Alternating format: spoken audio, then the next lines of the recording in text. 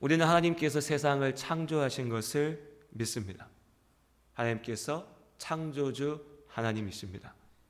또한 하나님이 세상을 창조하신 것을 믿는 우리는 하나님께서 당신이 창조한 이 세상을 지금도 주관하심을, 지키시고 이끌어 가심을 믿습니다.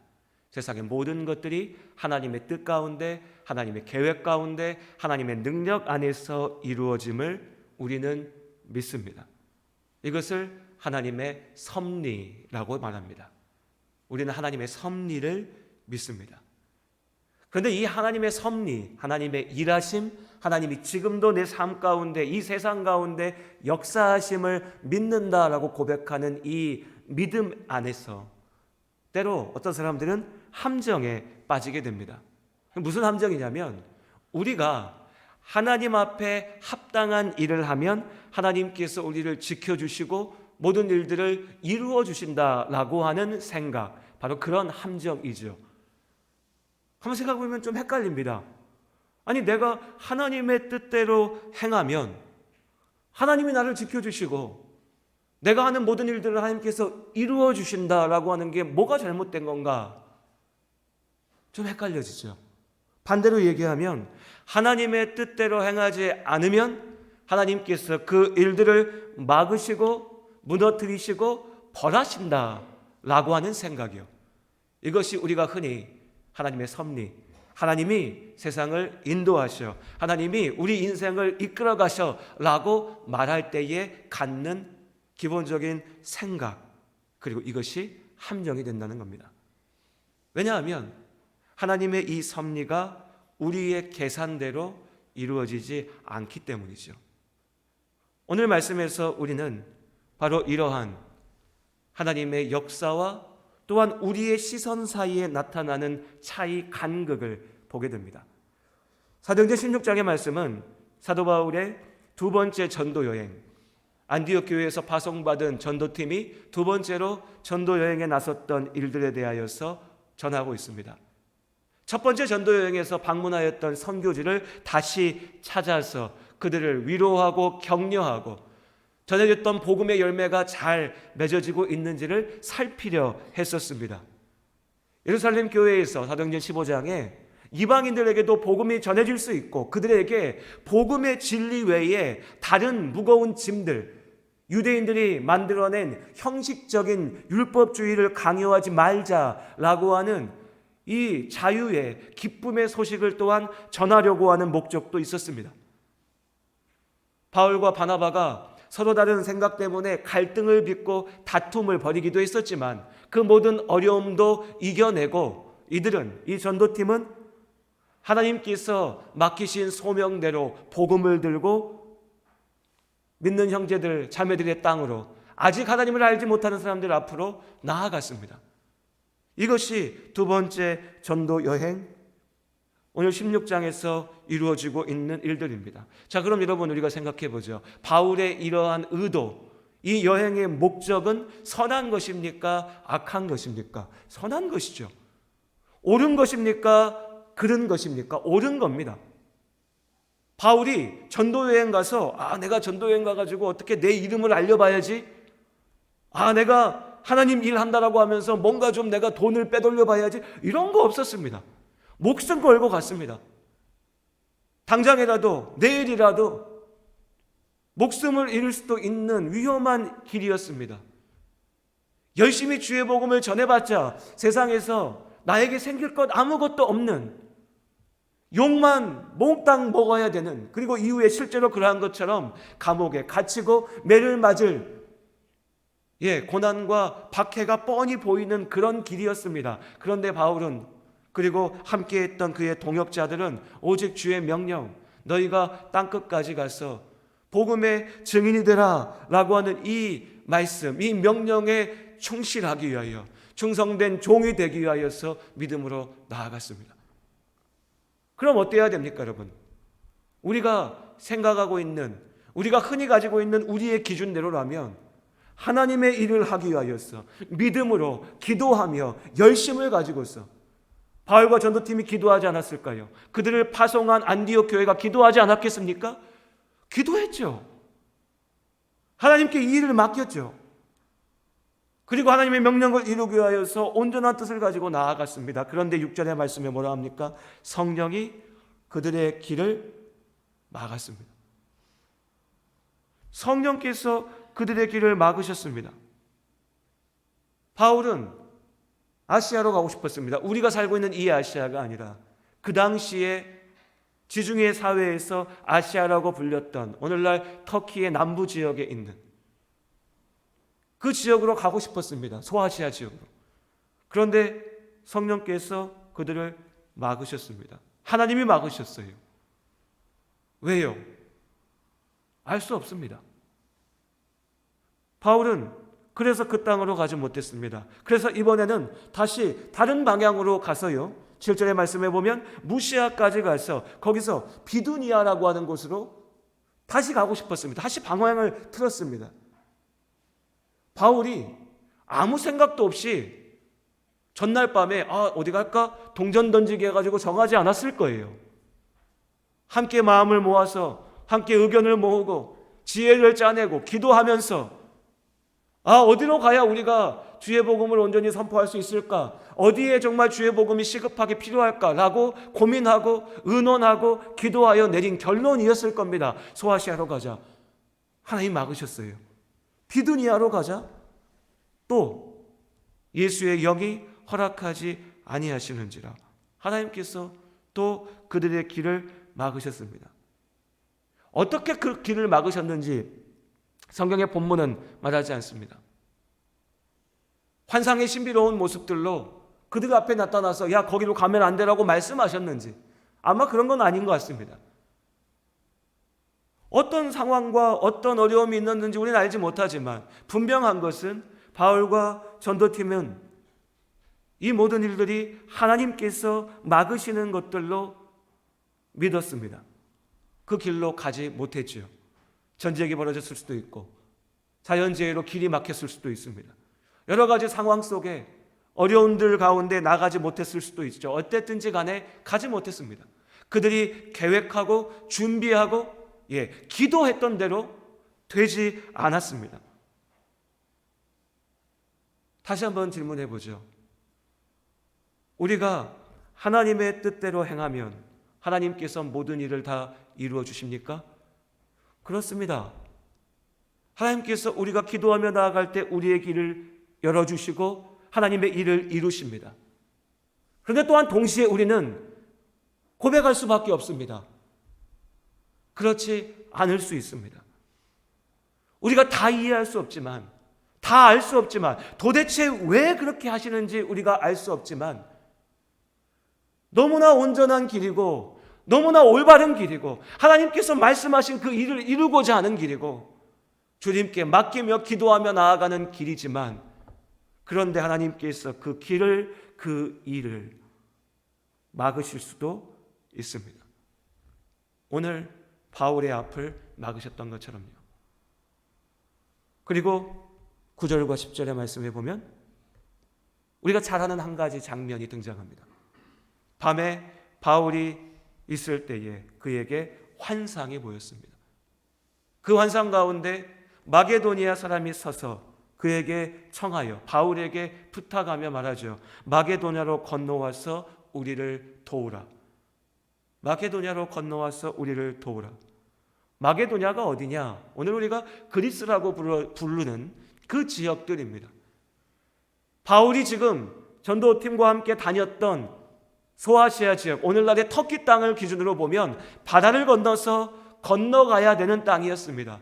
다른 대륙이었죠. 물론 그렇게 어마어마하게 멀고 떨어져 있지는 않았지만 그래도 엄연히 아시아와 구별되는 유럽의 한 부분이었습니다. 바울은 이 환상을 보고 그 환상대로 바다를 건너서 마게도냐로 나아갑니다.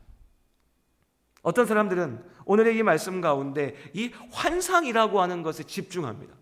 바울이 환상을 보았다. 하나님께서 환상으로 알게 하셨다. 신비로운 하나님의 개입이 있었으니까 이 개입을 통하여서 움직여야 된다. 이걸 우리에게도 적용시키려고 하죠.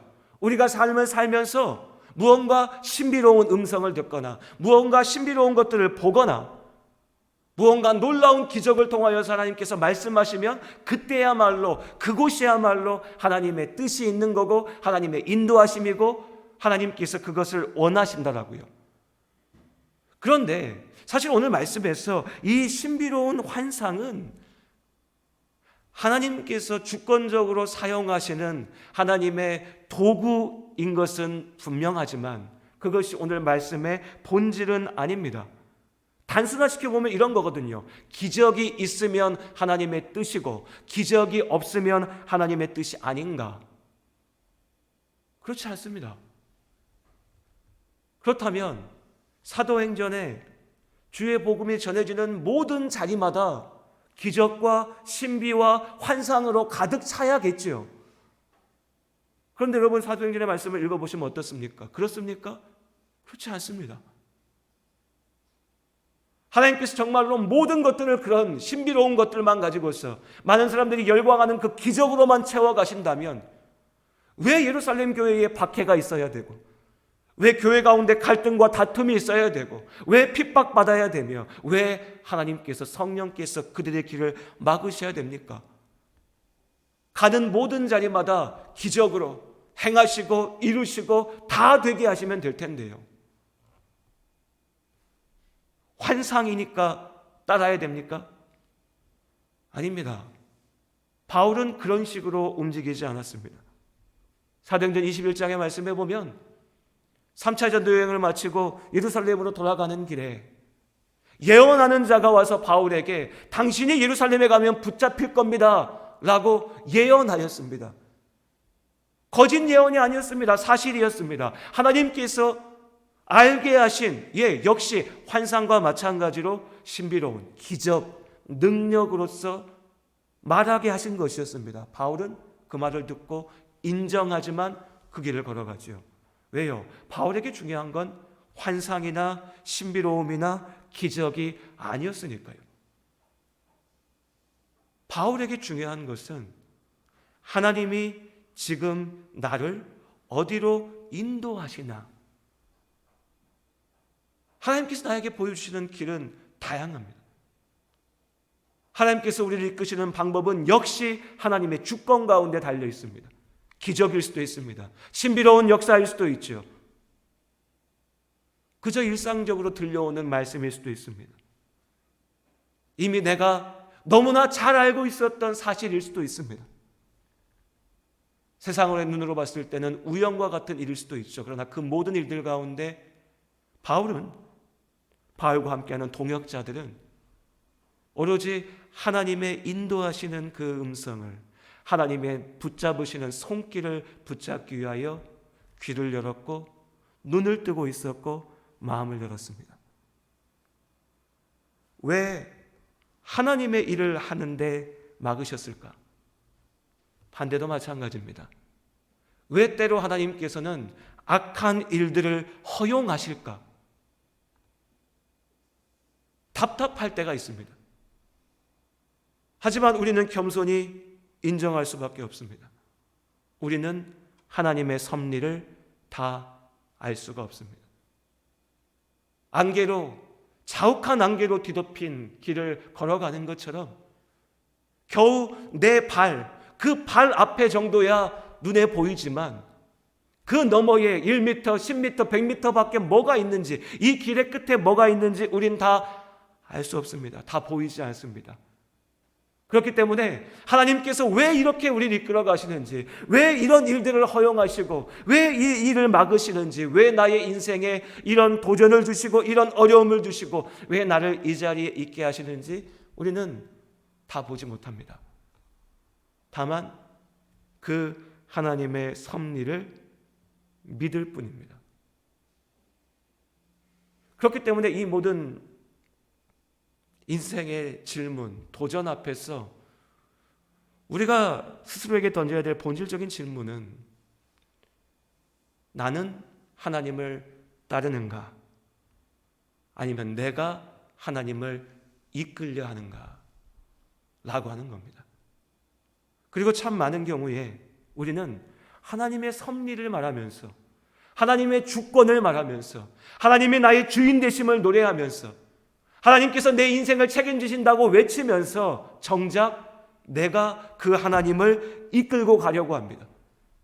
이게 옳으니까, 이 길이 맞으니까, 내가 당신 뜻대로 하고 있으니까 이것을 이루어야 된다고, 이렇게 되어야만 한다고, 내가 지금 생각하고 계획하고 바라는 대로 모든 것이 펼쳐지게 만드셔야만 한다고, 그래야 당신이 하나님이시라고, 그래야 당신이 나를 사랑하는 거라고, 그래야 내가 당신 믿을 수 있다라고 말하고 있는 겁니다. 그럼 뭡니까? 아무리 멋진 말로 포장하고 감싸고 신비로운 것들로 덮어 쌓은다 해도 결국 그 안에 있는 건 뭐죠? 내가 하나님을 끌고 가면서 내 뜻대로 해내라고 외치는 거죠. 광야를 걸었던 이스라엘이 내 뜻대로 되지 않는다고 원망하고 불평했던 것과 뭐가 다릅니까? 사도 바울과 전도팀이 그랬던 것처럼 우리도 하나님을 믿습니다. 하나님의 인도하심을 믿습니다. 하나님의 섭리를 말하면서, 하나님이 주인 되신다 말하면서 왜 그 하나님께서 나의 삶을 이끌어 가시도록 내 삶을 맡기지 않습니까?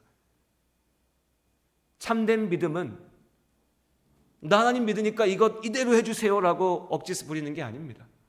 참된 믿음은 하나님의 말씀 앞에 귀 기울이는 것입니다. 그런데 여러분, 우리 일상에서도 경험하죠.